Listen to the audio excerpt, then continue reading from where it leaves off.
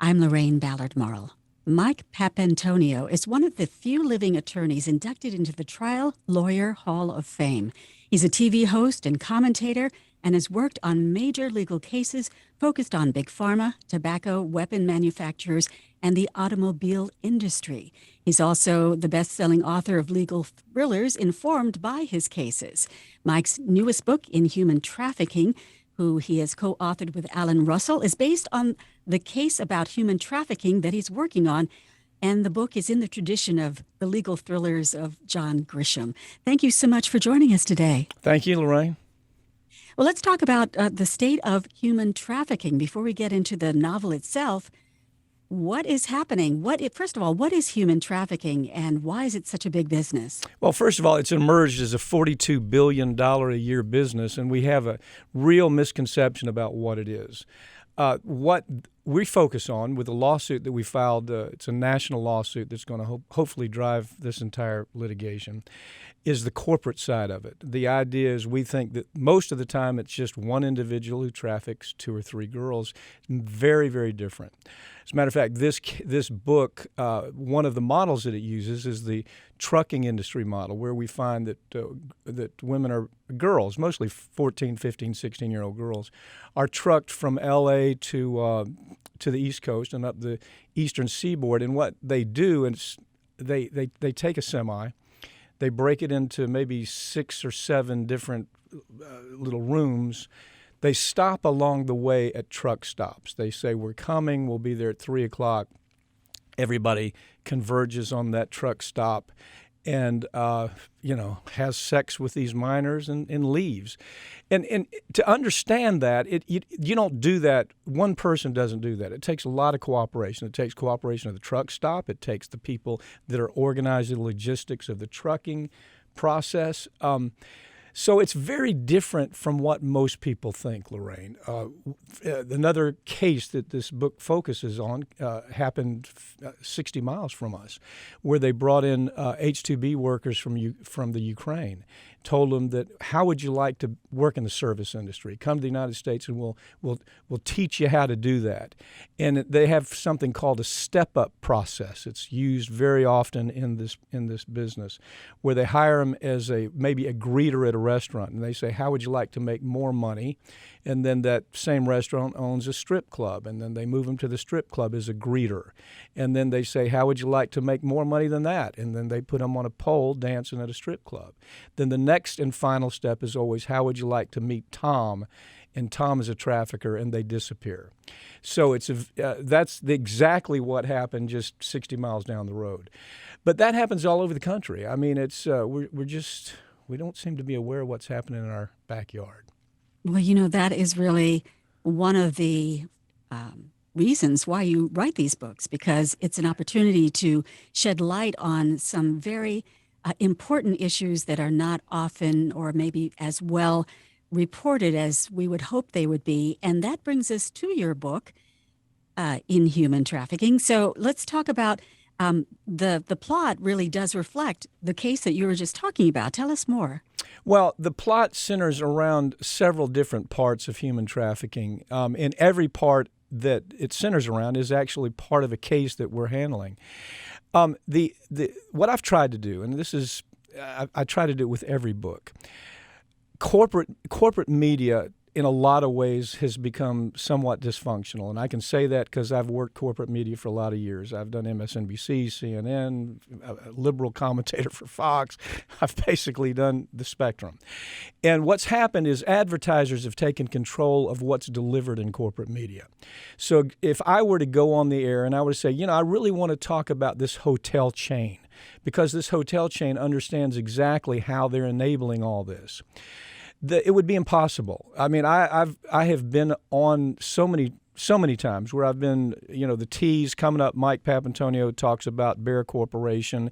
In between the tease and actually going on, the story is killed because that particular entity, that corporate media, gets advertising dollars from Bear. So it's the same thing here. We've run into the same thing here. The corporate media has done a very, very poor job having people understand what's happening here. The opioid case that I have going on right now, we filed that one too. We started the opioid litigation in this country. And after we did, people started paying attention. And, out of that came a book called Law and Addiction. So this is the same pattern. It's the same pattern that I use, regularly. And I've done it for many years. So my hope is they read the book, they're entertained, they say, that certainly grabbed my interest, but they learn something about the trafficking industry that they didn't know. And all of that's in there is absolutely true. It's all based on actual facts that we have uncovered in our litigation. And I think that makes it a little more interesting because your takeaway is that you learned something. Well, I guess the additional aspect about your book is that not only does it inform you about the overall issues, but it also brings it down to the human cost, because you're talking about actual characters in this novel that you write that reflect the reality of what it's like to be swept up into this horrible situation. Yeah. Well, for example, it centers heavily in Las Vegas. People don't understand there are hotels and casinos that there's a floor that they keep in many of these casinos in Las Vegas where they have their high rollers come in, and the high roller has access to these girls, and it takes so a lot of the book centers around what's going on in Las Vegas, what's going on right down in Florida where the trafficking begins, and the point being is if we will just pay attention, we come away and we say, well, maybe there's something I can do. It might be a little, but maybe there's something I can do. So my hope for the book is to be able to read it sitting on the beach maybe in an afternoon and come away and say, wow, I didn't know that. Well, you have taken on some pretty big cases that really speak to the connection between corporate greed and some of these horrendous situations like the opioid epidemic and certainly human trafficking. You seem to have chosen a particular direction in your legal practice, which is, basically trying to right some wrongs. And I wonder if you can talk a little bit about what is it that drives you? Well, I mean, first of all, you have to have a setting where the organization has the ability to do that. I don't know whether you knew this or not, but we initiated the tobacco litigation in this country. The law firm is 67 years old. And so we started that litigation, and it gave us the ability to do a lot of other things. Look, here's how this works, and people they sometimes aren't aware of the facts. Most corporations want to do a good job for us. They want to make our lives better, and they do. They do tremendous things. But then there's they're the outliers. They aren't the norm. They're not the majority. These corporations who are aberrational in the way that they treat people, in the way that they evaluate what their role in society is. And, most of these cases, Lorraine, I'm sitting across when I'm taking a deposition or in trial, I really am across the table from a sociopath. I mean, they don't look like one because they're dressed up in Armani suits. They have Rolex watches on. They've driven up in a Bentley. They have an MBA from Yale or Harvard. They don't look like that child out on the street corner with a hoodie on selling marijuana. So we treat them differently. For example, the number of lives that have been lost in human trafficking is staggering. A child that goes in is trafficked at the age 15 will not even make it to 19. They will commit suicide. It'll be homicide. It'll be drug overdose. It'll be sexual diseases that kill them.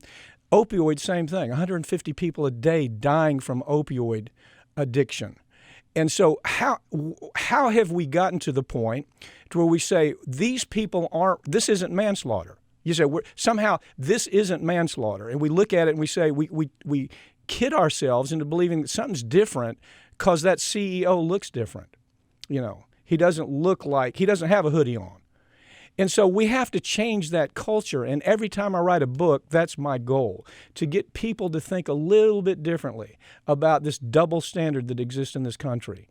And it's white collar crime. And I haven't seen an attorney general in my adult life. that has seriously taken on this issue.